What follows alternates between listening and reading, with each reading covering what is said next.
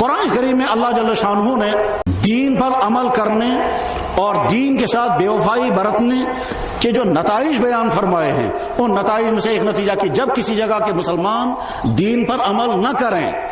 تو یا تو آسمان سے بلائیں آئیں گی یا زمین سے بلائیں آئیں گی، یا ایسے ظالم ان پر مسلط ہو جائیں گے جو ظالم آگے چل کر ان کو دین پر عمل نہیں کرنے دیں گے۔ اس وقت ہم مسلمانوں کا معاملہ، ہم میں سے اکثریت بے نمازیوں کی، ہم میں سے اکثریت زکوٰۃ نہ دینے والوں کی، یہاں کے دفتروں میں بے انتہا زیادہ کرپشن، یہاں کے بازاروں میں ملاوٹ کی چیزیں،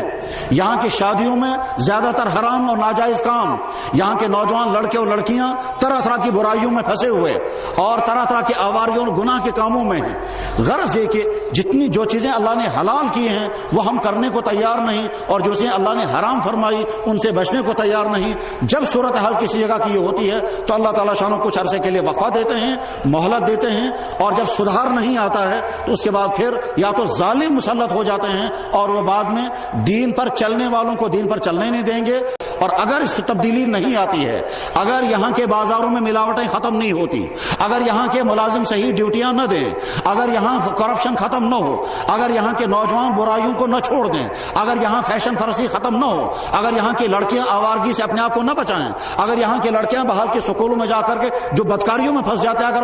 اگر اس سے پرہیز شروع نہ ہوا تو میرے بھائیوں آگے حالات اس سے خطرناک آ سکتے ہیں، ساری قوم مٹ سکتی ہے، زلزلے سے خطرناک آ سکتے ہیں، ایک بھی نفس باقی نہیں بچے گا، اور یا پھر ایسے ظالم مسلط ہو جائیں گے کہ جو صرف قربانی پر ہی بین نہیں لگائیں گے، وہ جانور ذبح کرنے پر بین نہیں لگائیں گے، وہ ہو سکتا ہے مسجدوں پر بین لگائیں، وہ ہو سکتا ہے مکتبوں کو بند کر دیں، وہ ہو سکتا ہے قرآن پر پابندی لگائیں، وہ ہو سکتا ہے یہ کہیں گے کہ صاحب ہم باہر سے قرآن بھی یہاں آنے نہیں دیں گے۔